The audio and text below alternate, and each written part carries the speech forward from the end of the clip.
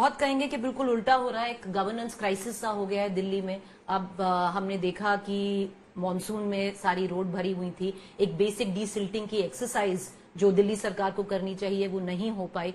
तो लोग ये भी कह रहे हैं कि एक कॉन्स्टिट्यूशनल क्राइसिस सा हो गया है, जो बीजेपी हमेशा कह रही थी। उसका मैं एग्जाम्पल दूंगी, क्योंकि एक रूमर सा आया कि अरविंद केजरीवाल चाहते हैं कि आतिशी झंडा फहराएं, पर एलजी ने वो मना कर दिया। तो इसमें बार बार ये टक्कर हो जा रही है। तो आप कैसे देखते हैं कि कॉन्स्टिट्यूशनल क्राइसिस नहीं है? नहीं, मुझे नहीं लगता कि कॉन्स्टिट्यूशनल क्राइसिस है, गवर्नेंस क्राइसिस है। गवर्नेंस क्राइसिस भी, और एंड से वो गवर्नमेंट में जितना भी कोई क्राइसिस है वो इसलिए क्योंकि एलजी साहब का नेम फेम सारा ये हो गया कि वो काम रोकते हैं दिल्ली सरकार के।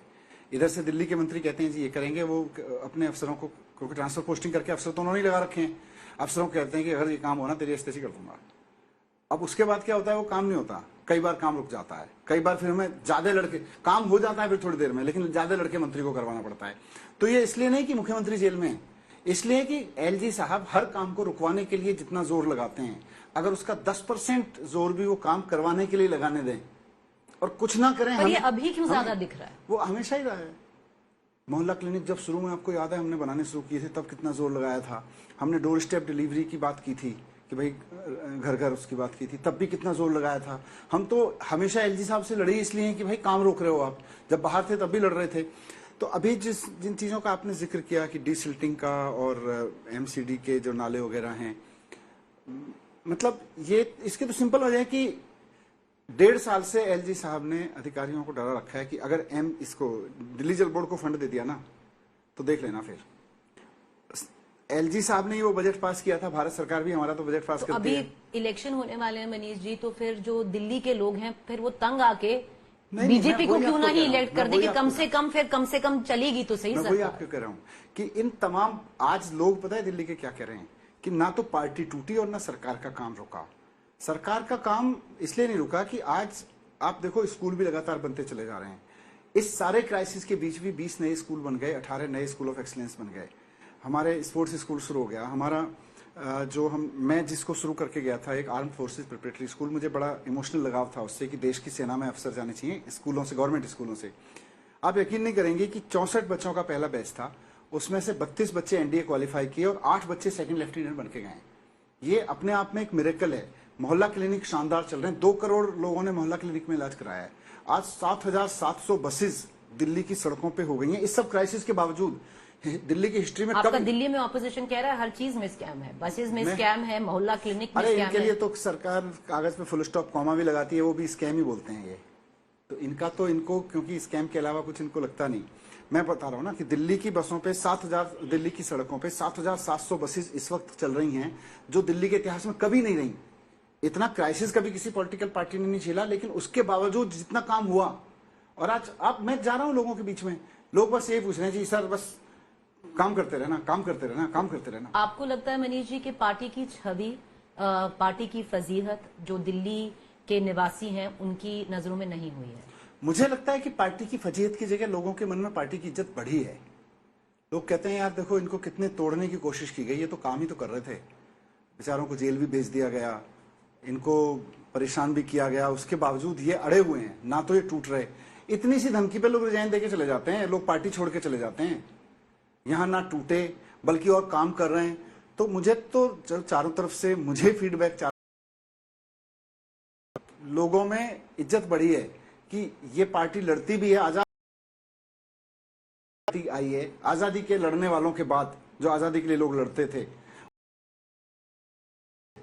पहली बार ऐसी पार्टी आई है जो पूरी की पूरी केंद्र सरकार के जुल्मों से डरी। 17 महीने जेल में डाल देते हैं, आधे से ज्यादा नेताओं को ईडी के नोटिस। पर मनीष जी, अगर पार्टी की छवि खराब नहीं हुई है और सभा के चुनाव थे उनमें पार्टी का रिजल्ट आया, सिर्फ 2 एमपी आए पंजाब में, अगर छवि भी था कि जेल का जवाब वोट से, लोगों ने तो जवाब दे दिया वोट। लोकसभा और विधानसभा चुनाव एकदम अलग रहता है। वही जनता लोकसभा में, वही जनता, और ये कोई एक बार से नहीं है। फेस कर रहे हैं कि जब हम लोकसभा में वोट मांगने जाते हैं तो दिल्ली के लोग अलग तरीके से वोट कर देते हैं। हम विधानसभा में वोट मांगने जाते हैं तो उस भारतीय जनता पार्टी को पूछते भी नहीं, उसको एक बार 3 सीटें दी, एक बार 7 दी। तो ये मन में पूरी कोई दिक्कत नहीं है, पर लोकसभा में क्यों पीछे रहते नहीं, ये इस घटनाक्रम की वजह से नहीं, ये अब 24 में भी है। तो शायद हमारी पूरी पार्टी को ये देखना होगा कि भाई करती है और विधानसभा चुनाव में आंख बंद करके वोट डाल। पूरे देश में बिजली सस्ती मिल रही है, फ्री मिल रही है, स्कूल, हेल्थ, एजुकेशन सब पे, एम्प्लॉयमेंट पे काम हो रहा है, महंगाई की दर सबसे कम दिल्ली में है।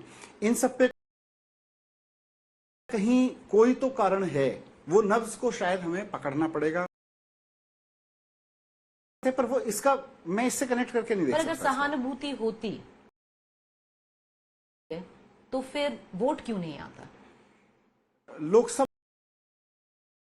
लोकसभा में वोटिंग पैटर्न ही एकदम किसी अलग तरीके से होता है, जिसको शायद हम समझ मैं मानूंगा।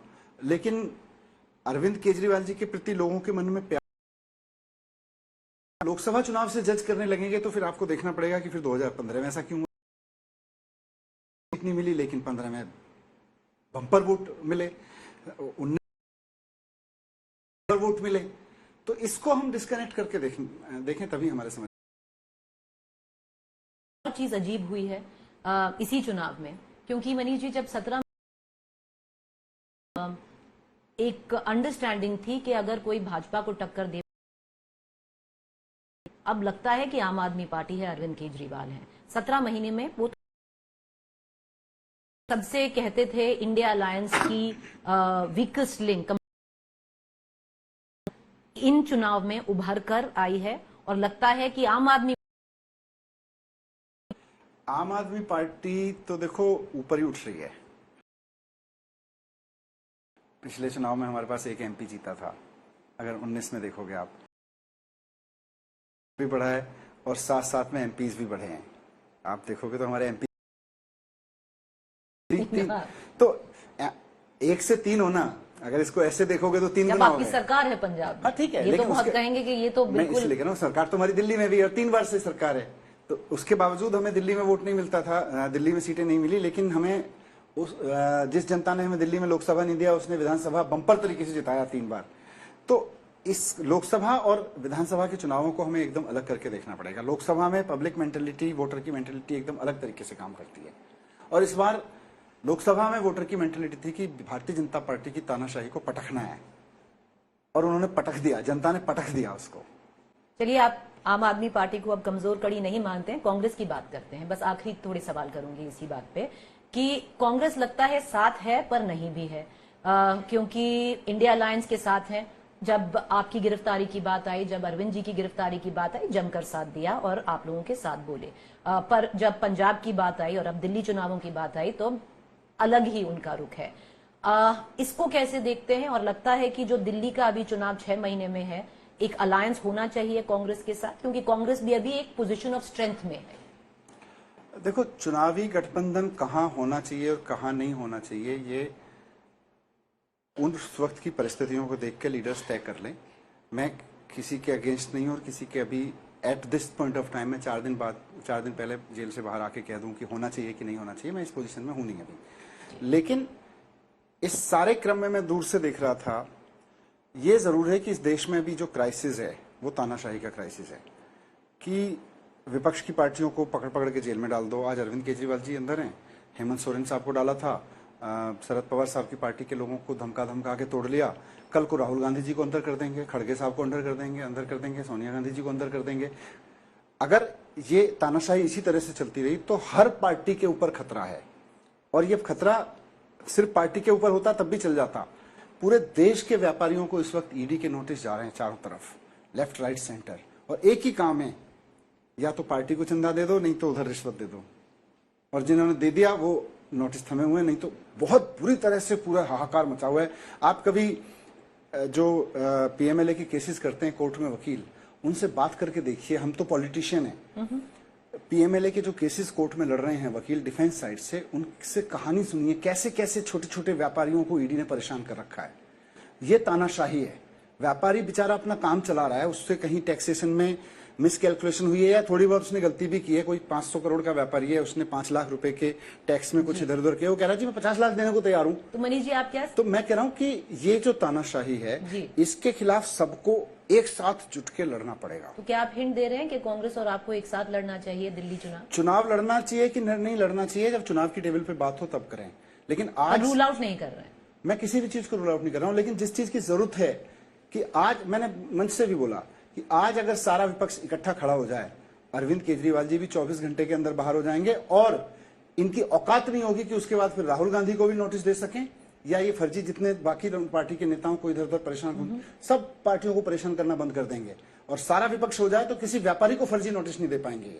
इसके लिए लड़ना पड़ेगा। चुनाव तो बहुत छोटी चीज है, जिनको 3 महीने बाद चुनाव लड़ना है वो भी, पर एक चुनाव तो आप 2 महीने में लड़ रहे हैं, वो आप कह रहे हैं आप अलग लड़ रहे हैं, 90 की 90 सीट हरियाणा जिनको में। 2 महीने या 3 महीने में चुनाव लड़ना है वो भी, और जिनको 3 साल बाद 4 साल बाद चुनाव लड़ना है वो भी, सबको इकट्ठे होकर सबसे पहले ये सोचना है कि इस तानाशाही से कैसे बचाया जाए।